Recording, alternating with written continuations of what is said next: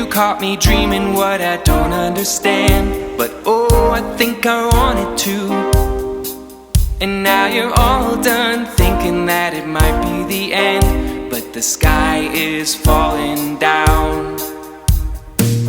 Hey, welcome to Ask Earl Anything. This is the show where your questions make the show. Without your questions, I don't have a show. Now, this is actually probably the third or fourth time I've actually done the intro to this show. And the reason I'm doing this intro again is because yesterday, while recording the show, I try to do this show in Logic. So this kit is fully mic'd, kick, snare, overheads, and a special mic for my speaking. Then I step on a switch down here. Every once in a while you hear that if I don't edit it out, the sound of the switch, and it comes on, and I have a transport over here like I normally do, and I turn it on and I record. And I recorded for about an hour yesterday, and all I can tell you is all of my audio from yesterday, all the playing, and I did a lot of playing in there, it's lost. This Ask Earl Anything was recorded to have some drumming samples on it. I apologize for the sounds not being where they could be. But I had fun. I think it's worthy of releasing this way. Luckily, I had the camera audio, and I am grateful to that. Anyhow, I thank everyone who supports Ask Earl Anything. I am going to be including some musical examples on the front and the back as part of the discussion that I did during Ask Earl Anything that had nothing to do with the drum kit. But you'll get to hear all about that in a minute. So thanks for watching Ask Earl Anything. Remember to please like and subscribe. I never say that up front. But since I'm doing this for the fourth time on a Sunday morning, I thought I'd say it again. Please like and subscribe. Thank you for watching Ask Earl Anything. I do appreciate all of you that are faithful supporters and watchers of the show. Thank you. Have a great show. Welcome to Ask Earl Anything. This is the show where your questions make the show. Without your questions, I don't have a show. This is for May 2025. This month, it may be one show or it may be two shows. I'm not sure what I'm going to be doing. I've got some interesting time in between. I'm doing some business travel and other things. So this month, it's going to be a little different, possibly. One thing's for sure, I'll keep putting out some content each week. I've got plenty of content banked to put out content. But how I'm going to do Ask Earl is a little different. I've got a lot of questions. And because I've got a lot of questions, I'm going to get into them pretty quick. And some of the questions are some of the new directions. So I'll talk about the new direction when I get to those questions. Let's start with a question which really was a holdover from the last Ask Earl show. It's from Continuum Drums, my friend Lutz in Germany. And Lutz asks a great question. He does a lot of covers himself. He asks, what do you think about panning on your toms? Many people think it's wrong to pan from the drummer's perspective, but I too favor panning from the drummer's perspective when it comes to drum covers, because as a specter, I'm usually sitting in the player's position, even with drum covers. Oh, I think that's for Ask Earl Anything. And he said, thanks, good job, Mr. Bennett. Lutz, don't call me Mr. Bennett. You can call me Earl. There's very few people that need to call me Mr. Bennett. Probably nobody that watches this show. Even the kids, I wouldn't make you do that to me. Even though that's a respect thing from long days ago, a long time ago in a land far away. So Lutz, let's get into your question. Here's the thing with my drum covers. Sometimes I pan drummer's perspective, and sometimes I panned audience perspective. And I'll tell you why. There's some reasoning for this. First off, what is drummer's perspective? Drummer's perspective for panning is when the camera's behind you, it's going to be left side, it's going to have the hi-hat in it, and the right side is going to have the ride cymbal in it. So it's going to be this way to this. This is drummer's perspective. Now, audience perspective, when they pan the left and the right, the left ends up being the floor tom side, over to the right being the hi-hat side. So it's opposite. And a lot of older records had that panning. They were like, you're listening through the speakers, you're watching the band on stage, so you see what you see. So the ride cymbal is on the left, it's on the left side when you're sitting out in the audience. So because of that, you want to put the ride cymbal on the left side instead of the right side. But drummer's perspective is putting the left side of your kit, if that's your hi-hat and you're a righty, it's your hi-hat, and the right side of your kit on your right, that's your ride cymbal, crash cymbals, toms over here. It's that perspective. So that's what we're talking about. Now, it depends on the cover for me. And it started back when I was using extract stems. Now that I use Moises, the drum extraction is cleaner than extract stems ever was. And what I found in the old extract stems days, sometimes there was some leftover drum artifacts like cymbals. And occasionally, if I didn't pick the right perspective, the way the song was that I'm actually replacing the drums on, then sometimes there would be this weird thing where the hi-hat would be on the wrong side of where I put the hi-hat. So I kind of learned to kind of listen to the track and see where they're putting it. And a lot of the older stuff, it's always audience perspective. But sometimes for dramatic effect, I will flip it, because if there's no drums or no artifacts of drums, then I think to myself, why not make it drummer perspective? Especially if most of my shots are coming from behind me. So now you've got me looking at the audience, looking at the camera perspective, and I find that to be probably the best way to do it. But I don't do it that way all the time, and I can't give you an actual rationale when or why other than what I just told you. Now, I will tell you something about my panning. A lot of times I like to pan hard left, hard right, and center. So kick and snare in the center, hard left, hard right with the cymbals and the toms. So all the toms at the higher part go to the left side or the right side, depending on how I'm hard panning. And the same thing with the other side, all the left or right, depending on how I'm hard panning. And that gives a bigger open perspective. One of the things I do with my miking is I'm miking coincident miking, not spaced. Now, spaced I don't necessarily find always works, because sometimes you get things out of phase, they call it. When it's out of phase, you're losing something. So coincident miking stops me from having to worry about that problem. So I just have to remember which side's pointing to the right and which side's pointing to the left, and then when I get in there to pan, remember that. Anyhow, that's the quick panning lesson, Lutz. I hope that helps. It's a great question. It's one that you will hear. You'll hear quite a bit in my stuff. I do like the hard pan, so I do try to get the panning to sound kind of cool, so the toms, especially on the bigger kit, I just wanted to go flipping around all over the place. Anyhow, I hope that answers the question. Thanks for the question, Lutz. My next question comes from Strong Oak Tree. This is a new follower. He's a drummer that's starting to play in church, and that's what he tells his story. And in telling his story, he asks me a question. It's a long story. He said to me, he's from Thailand. He picked up the drums at age 39. He said, finally, I'm starting to tune my snare and toms like something, different pitches. He said, what head should I use? Right. Now, you're talking to a guy that likes to use all kinds of drum heads. By the way, most of my drum heads on kits today are not what I used to use when I was younger. When I was younger, I used to like double ply Emperor style heads. They sound fatter. They've got that studio plop to them built in because there's two plies there. They're thicker, so the tone is deeper. Today, I use Ambassadors weight heads. Right now on my kits, I've got a modern vintage Aquarian on this kit, on both the toms. On the other kit, I've got UV1s. I just put them on yesterday. And on my concert tom kit, I've got coated Ambassadors. I like coated heads. Now, I pick heads based on the drum kits. All my drum kits can take pretty much any of the heads. I actually like that kit, the concert tom kit with no bottoms. I like that kit with pinstripes a lot. I really enjoyed playing it with pins for a long time. The Ambassadors are a little too bright, the clear Ambassadors. That's why the coated ones work better. I've had Emperors on there. They sound very good too. So I tend on the concert tom kit to go with something that's a little bit more thick and more studio floppy, that dead sound because you don't have no resonation. There's no bottom head. For the Gretsch kit in the studio, I really dig ambassador type heads, single ply heads.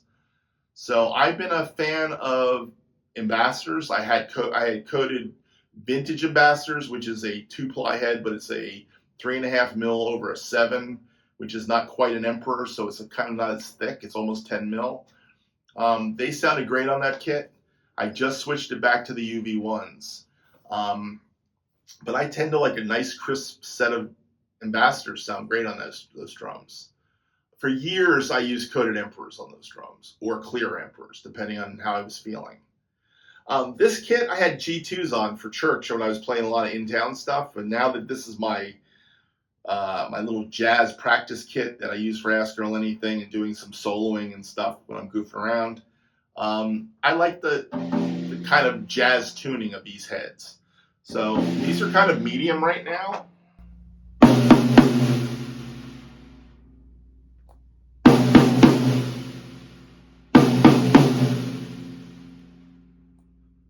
They're kind of a medium tuning, but they sound cool.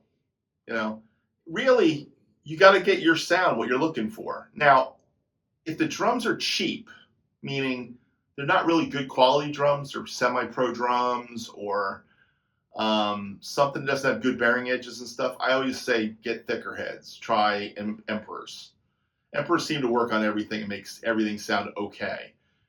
Ambassadors can be a little finicky if you don't know how to tune. You got to dial it in when you're using single ply heads. But single ply heads have a great mid-range sound, and for recording, there's nothing like them. So I'm a big fan of single ply heads in my studio these days. But I've gone the gamut. If you want something that works almost all the time, go pinstripes. I will say this about heads. Evan hydraulic heads, the ones that are 2-ply with the oil in the middle, those are really dead heads. They're super dead. If you need a super dead sound and you're afraid of how you play, they work. But if you want them to sound like anything, they don't sing at all. They're just dead. Steve Gadd made those heads famous, and then he stopped using them. You know, I haven't seen Gadd use Evans heads since the 80s. So, but some guys swear by Evans hydraulic heads. They love them. I think they're just too thick and thuddy for me. I have them on some smaller toms. And they're an interesting play. I mean, they really are an interesting play to listen to. But they don't sound as good as pinstripes. By the way, the pinstripes changed. I did a whole thing on that a while ago.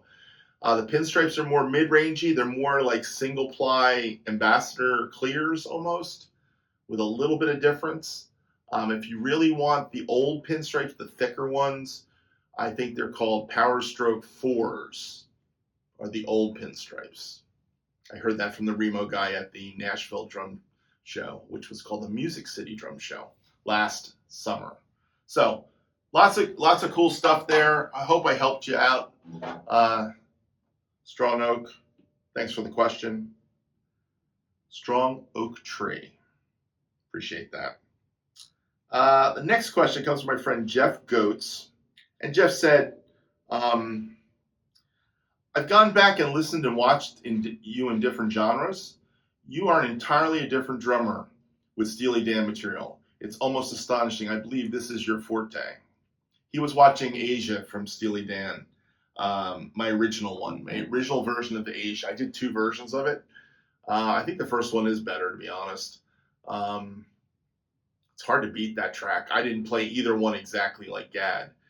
But I think if you look at my Steely Dan material, I've spent a lot of time trying to dial it in as close to those drummers that played it. So you do see me have a different level of sensitivity to it. And I spent a lot of time trying to get the sounds right too. But I love playing Steely Dan. The funny thing is, my favorite drummer, Danny Serafin, I cannot play like Chicago. And I've said this to many people. I say I have a friend, Tate Berkey, who plays the Chicago stuff pretty exact. If you want to see exact drumming of Danny Serafin, you go watch Tate Berkey. If you want to see somebody that just loved Danny Serafin and incorporates his mindset and some of his chops kind of things, ideas into the playing, that's me. I just love Danny Serafin. But I love all these drummers I emulate in these covers. I hope you realize that I love Gadd, I love Jeff Porcaro, J.R. Robinson, Jim Gordon, Russ Kunkel, Rick Marotta, Ed Green. I mean, Bernard Purdy. These are the guys. These are the guys I listen to. And then you got the band guys. You know, Danny's a band guy. Charlie Watts, Ringo, they're all band drummers, not studio guys. That was a great compliment. I just thank you for saying that to me. I really do appreciate that. I really do try to get those Steely Dan covers to sound right. My next comment comes from Dana Romera, 5281.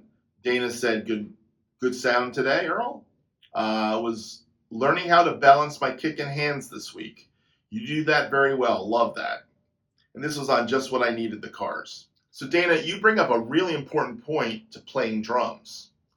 One of the things young drummers don't do is young drummers have a tendency to just play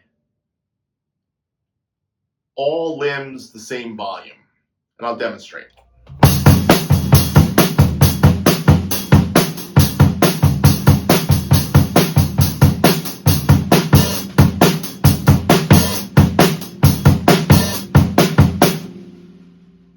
Now, Dana, one of the things I learned when I went to Nashville and did a record in 1987 was that style of drumming, like I used to play, is not what works. For rock drummers, you want a strong kick and a strong snare, and you want your cymbals to be lighter. For a jazz drummer, you want your cymbals to be in it, and you want your kick and your snare to be way back. So it's a different dynamic for jazz to rock. Most of you are rock players that watch me or playing in dad bands or whatever. I don't think I have a lot of jazzers watching me. I'm not a super jazz drummer. So I'll take it from a rock perspective. Here's how you play that boom, boom, ching beat with some dynamics on the right hand and strong kick and snare.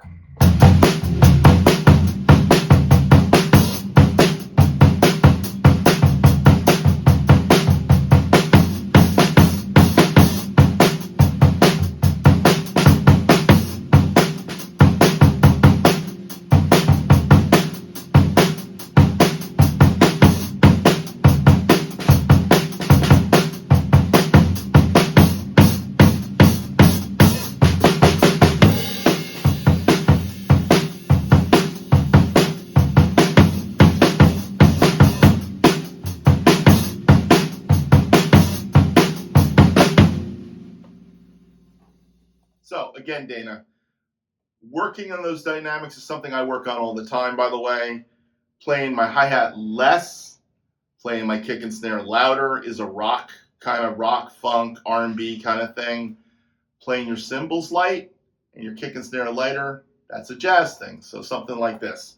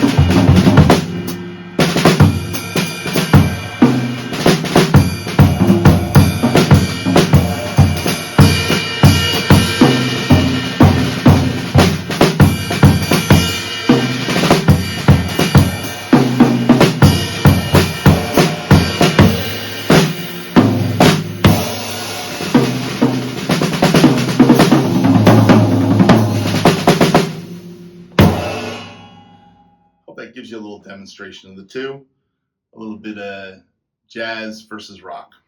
Yeah, Dana, that is very important. Thanks for watching. All right, the next question comes from Hooch Rocks. He was, I don't even know what video he was talking about. He said, how do you add reverb to the snare? Sounds awesome. So how do you add reverb to a snare drum? Well, there's lots of different ways to do this, by the way. The most easiest way to do that is to record your drums dry and then add it on a send in your DAW. And that's what I do. I have a snare drum channel, and it has 2 sends. And I can have 5, 10, 25 sends if I want to. I use 2 of them, usually 2 different reverbs. Sometimes 3, depending on what I'm doing. If it's kind of like an 80s tune with gated reverb, I'll sometimes have a gated reverb going. And you send your snare drum to the reverb channel, and the reverb channel then pushes it out, and reverb pushes things back in the mix. It's one of the things, little tricks about how you use reverb. The key is not to use too much, just enough. So how much you send to it will affect how much reverb's in it. Same thing with delay. I just did a video today on Knocking at Heaven's Door by Bob Dylan, and the original drummer was Jim Keltner. And Jim Keltner was playing a very simple part. It sounded something like this.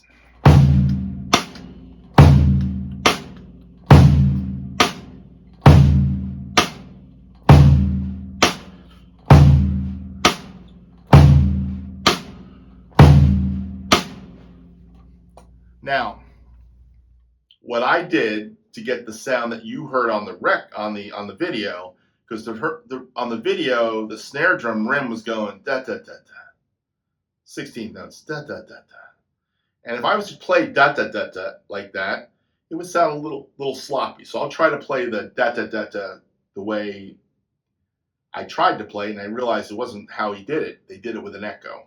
Here's what it would sound like.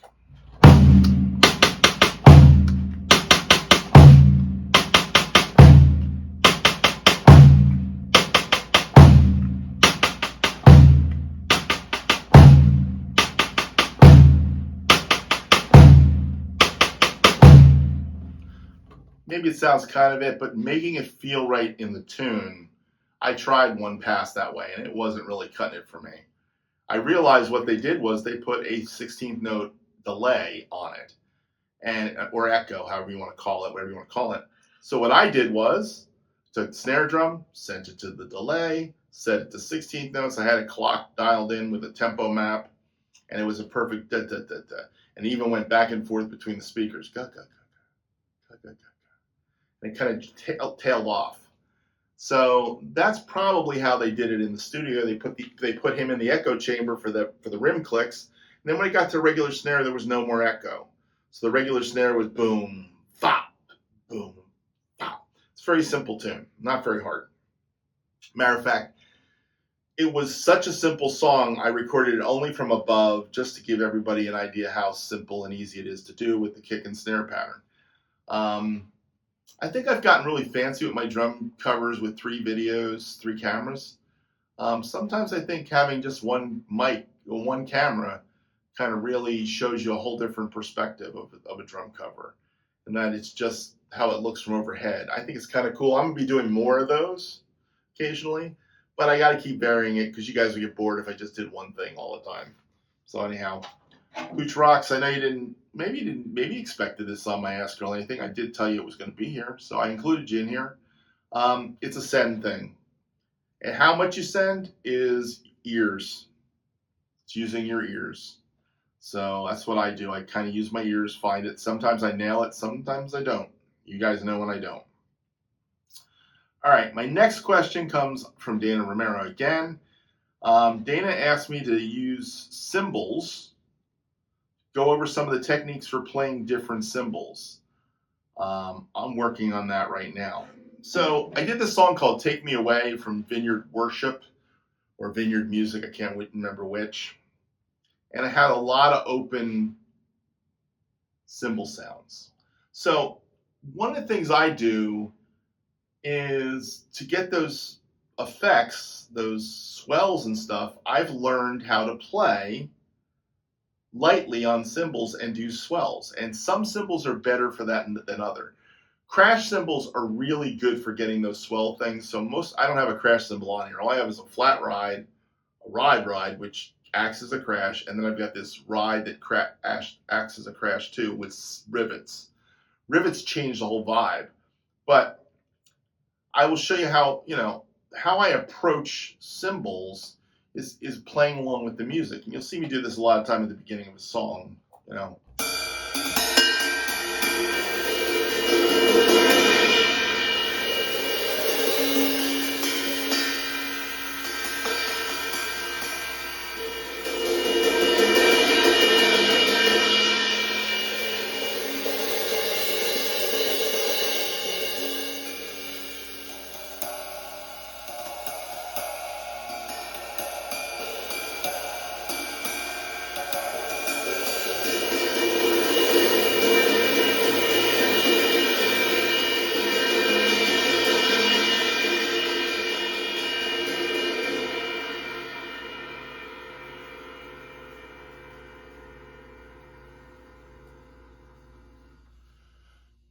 Getting that roar to come out is really practicing the feel of a cymbal and lightly rolling on it. And what you find out about rolls, if you've ever done any orchestral playing especially, is that rolls in an orchestral setting really is not about precision, doing so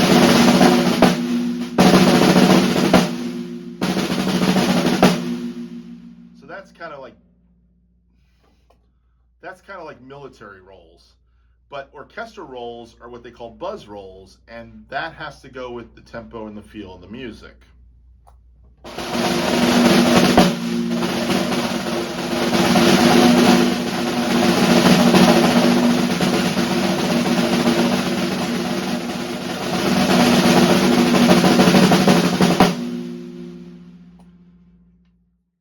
So, buzzing to open rolls. So when you're playing on the cymbals, it's a similar concept.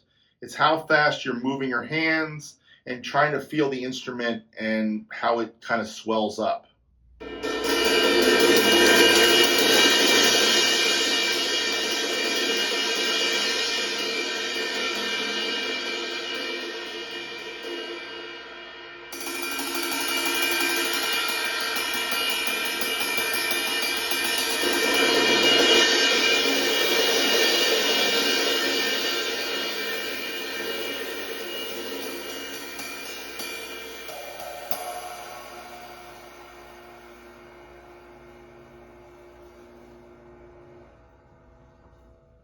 So Dana, it's practicing with what you have. I get a feel for my cymbals. I know what cymbals I want to use for certain things. The reason I use those Paiste giant beats is they kind of speak in rolls really well.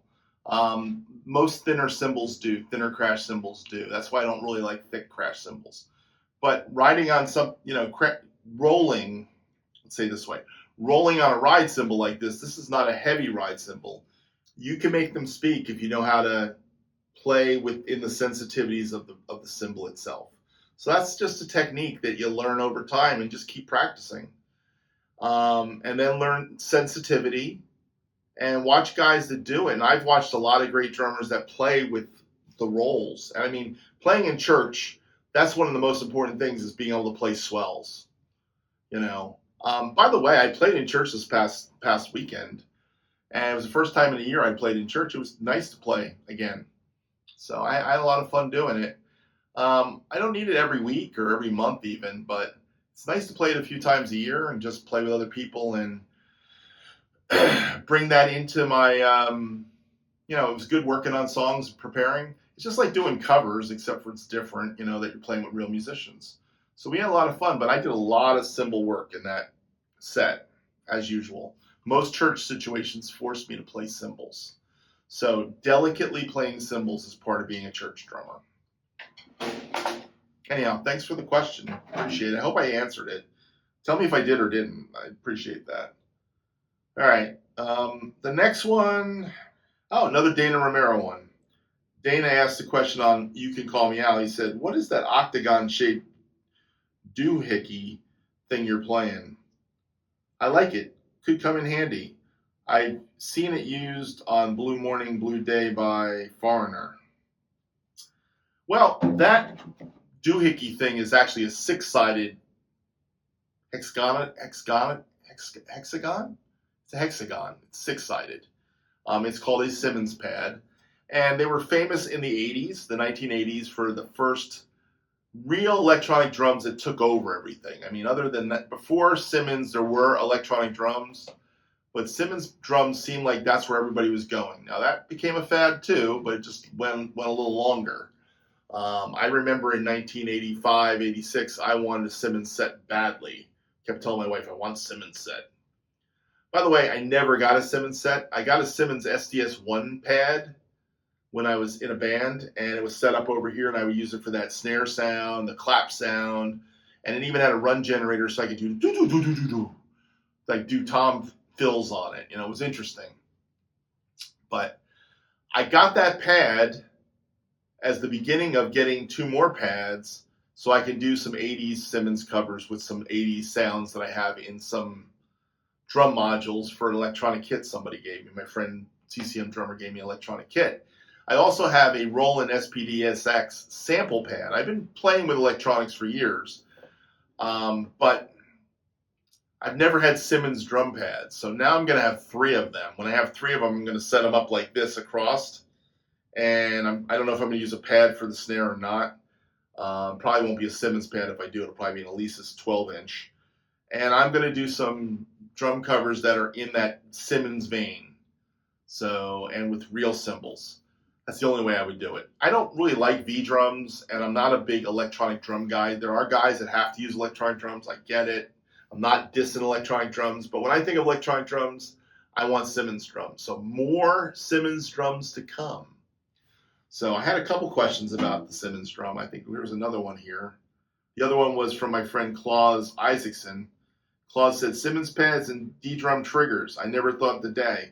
Very appropriate for the area song. I was doing Let the Good Times Roll by the Cars. That was another song that needed that doo, doo. Now, he actually used a Syndrum, which is a 70s version of Simmons. It's actually the first version of electronic drums that were used on records and used heavily on records. I'll say heavily on records. Because there was other electronic drums that were used prior to Simmons, like the Snare, and there was an ARP drum that Emerson, Lake and Palmer used.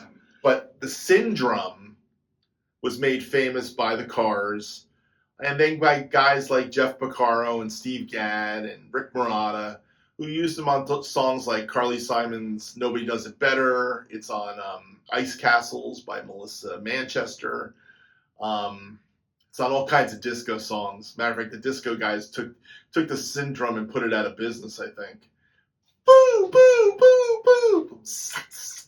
Boo.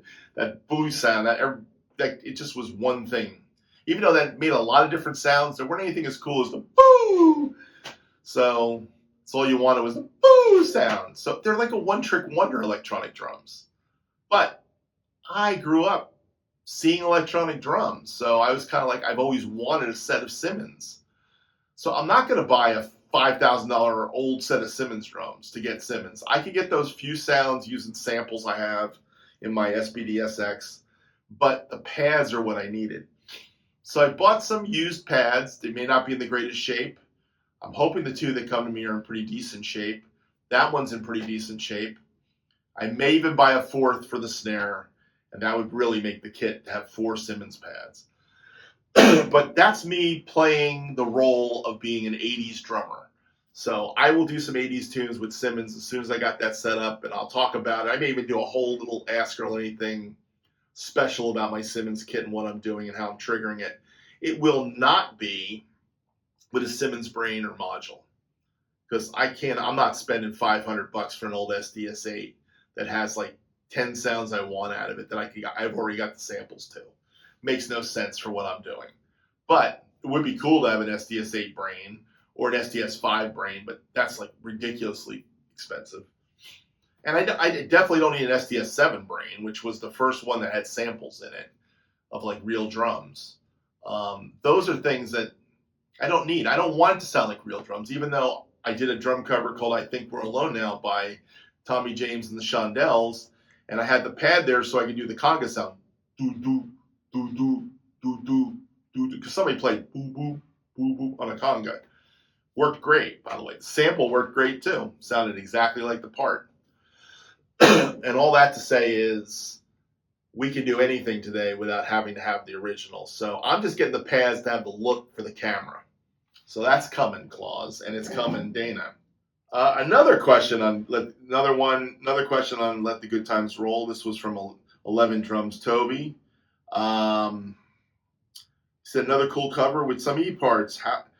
How do you integrate those E parts in the recording mix? Well, Toby, just like Claus and Dana said, and I think a couple other people commented, I'm going to get into that special how I do it in the future. Now, one thing I will tell you, those DDrum triggers, I tried to use those DDrum triggers, and they were a mess because of the way I had it used, way I have it set up. And they were false triggering, and it was a mess. So the DDrum triggers I probably will not be using. I did use it on a song a couple years back for a friend. It was a session. It was kind of an 80s sounding project I was in. But this was a band I played in. It wasn't a band I played in. It was a session I did for my friend. I actually did a whole drum talk on it with my friend David Urbanati. And it was the first time I pulled out those DDrum triggers. I had a DAWs pad, and I was using the same brain I'm using for this last week. So maybe I'll pull that out. I'm trying to think of the name of the project. I actually have a T-shirt from them. I'm on their album, on that one song on their album. But that was a lot of fun doing it. I will definitely credit it if I use it at the end. But I've been goofing around with this stuff for years. It's not as reliable as a good old microphone on an acoustic drum. That's all I'm going to say. One question was, another one from Jeff Goetz. He asked two questions. He said, what is your kick drum pedal? This was on Why Can't This Be Love? He was watching me play Van Halen. I guess he went from watching me play Van Halen to watching Steely Dan. He said, wow, that's totally different. Yes, playing Van Halen is totally different than Steely Dan. My favorite pedal is an Iron Cobra, Tama Iron Cobra pedal, which is on two of my kits with a strap drive. They call it a FlexiGlide Iron Cobra, I think they call it. I have a double pedal version and a single pedal version. I love the Iron Cobra pedals, even with the chains. They are probably the best, most consistent pedal out there.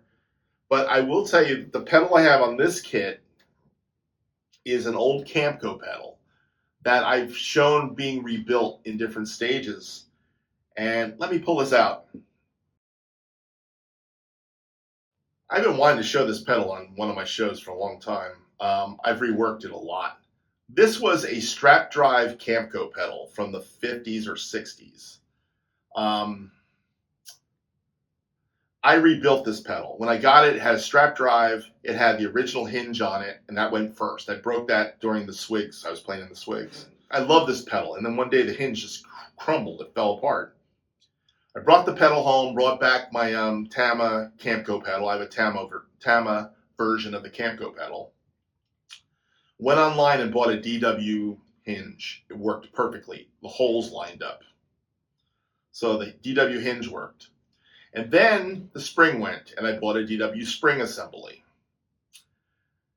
And I was quite happy with that for quite some time. But about a year ago, not this Christmas, the year before at Christmas, I bought this cam online for $13. And it's a DW cam. And I thought to myself, I really want to make this Camco pedal a chain drive pedal for some reason.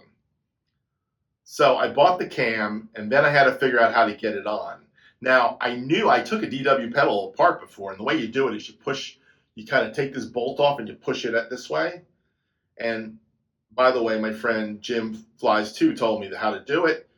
I did it, but in the process of doing it and doing it different ways, because I was so frustrated, and it was really stuck in here, it was jammed in, the bearings, I actually broke the rod. I actually could not get a screw on it again. I could not get it to lock up.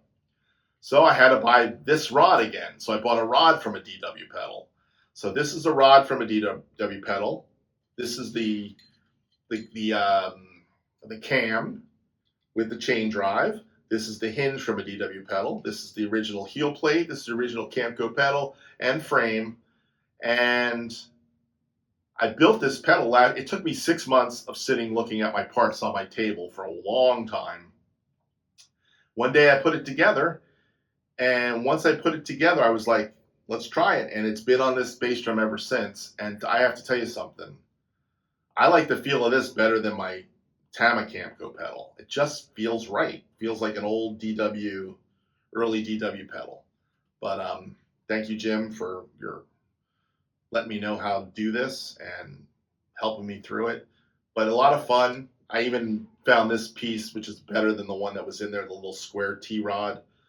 It's tighter. This is it's a great beater, by the way. This is a Rogers beater from the new Rogers line, which is like the old Rogers. You press down and you can switch from hard plastic to felt. Anyhow, love this pedal. It's really old and really rebuilt. This is like rebuilding an old car. So this is my version of rebuilding a car. This Camco pedal. The only Camco guys that had chain sprockets were Elvin Jones and people that bought them in New York. So there was a lot of guys that bought them in New York City at Frank Ippolito's shop. By the way, that's where I bought my drum kit when I was a kid. 19 years old, bought it at Frank Ippolito's shop in New York, Professional Percussion. And they were taking these Camco pedals and putting sprockets on them back then. Actually, before DW bought the rights to all the tooling of the Camco pedal, which is the same as the Martin Fleetwood pedal, which is the same as the Gretsch floating action pedal. This has got some history, this pedal. Gretsch floating action, Camco, Martin Fleetwood. Martin Fleetwood was the first one, I believe. Anyhow, just give you a little history lesson on this. This is my favorite pedal for taking out to gigs. The Iron Cobra is great for the studio, though. I don't have to pack it up or anything. It's perfect. It's great. Super, super cool. All right. Thanks for that. I don't know how I got there, Jeff, but I just gave you all my pedals. This comes from Vince Gomez, longtime Ask Earl Anything question giver. Vince Gomez, 1212. Thanks again. I really appreciate your description notes. I know you have several brass snare drums. So for Ask Earl Anything, how do you decide which brass snare drum to use for a song? Is there a big difference between a Ludwig and a Gretsch brass snare drum? Okay, well, that's a great question. I will tell you there's a huge difference between a Ludwig and a Gretsch. Okay, so the Gretsch brass snare drums, besides having die-cast hoops, are just totally different sounding than the Black Beauties. A Black Beauty sounds totally different, and this 5x14 Gretsch brass snare drum has got its own vibe, but it's not something that I like as much as the Ludwig. So I tend to go to the Ludwig snare drums first. Now, size also matters. 5x14 size is a certain vibe versus a 6.5x14. My favorite size Black Beauty snare drum is a 5x14. I do have a 6.5x14, and it does get a lot of play, and I do like it a lot. But there is something about a 5x14 Black Beauty that is just perfect for just about anything. I can use it on everything. Matter of fact, I came to find out that was Jeff Porcaro's go-to drum was a 5x14 Black Beauty. He used it on a lot of tunes. So, but he had a 7 Radio King, and I know you see pictures of him with the Pearl free-floating brass. By the way, that's another drum that I used to have. That's how I got my nickname. That's a whole other story. But that Pearl free-floating brass, I've been looking at those online too. Let's get the Simmons drums thing done first. Maybe someday I'll buy another one of those. But this is a totally different thing. It's quite heavy, this drum. Quite a different vibe. It always sounds boxier to me, and I think it may be because of the die-cast hoops, where I want a die-cast hoop on that 6.5x14, but it doesn't make it boxier, it just makes it sound right.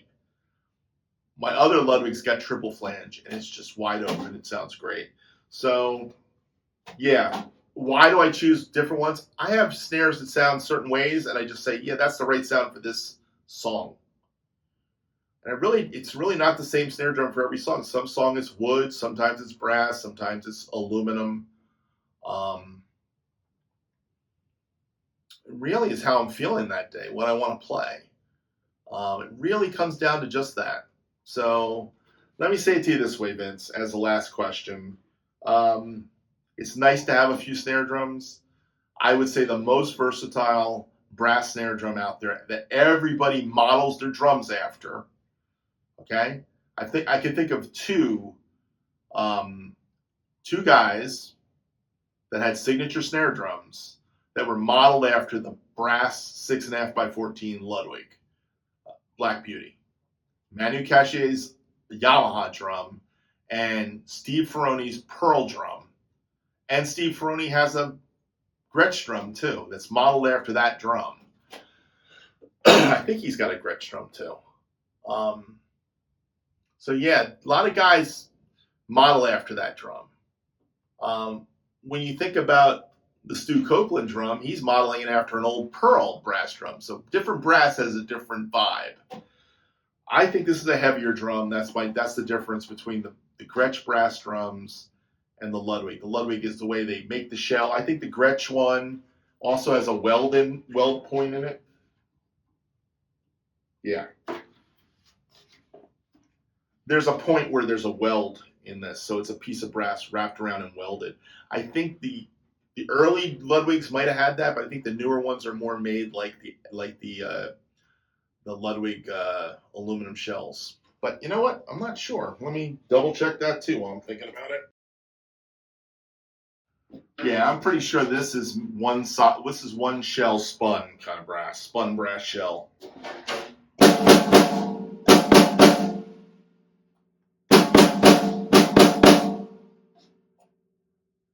Anyhow, totally different vibe, this drum to the Gretsch drum. All right.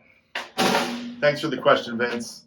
Thanks for watching, everybody. This is Ask Earl Anything. I'm going to be chopping this up. I can tell you a lot because I made a lot of coughs. Thank you for watching. Remember, your questions make the show. Without your questions, I don't have a show. I'm going to hopefully make this not too long. I'm going to try to put some extra video in there. Oh, the name of that project was The Transient Friends. Don't know why I forgot that, because they are pretty transient now. I haven't seen David in a while. But anyhow, thanks for watching. Everybody, have a great day, and see you on the next Ask Earl Anything. Bye. Oh, and I'll be watching over you, and I know that you'll be watching more. We can dance till forever like there's no one around, like it's 1984, like it's 1984.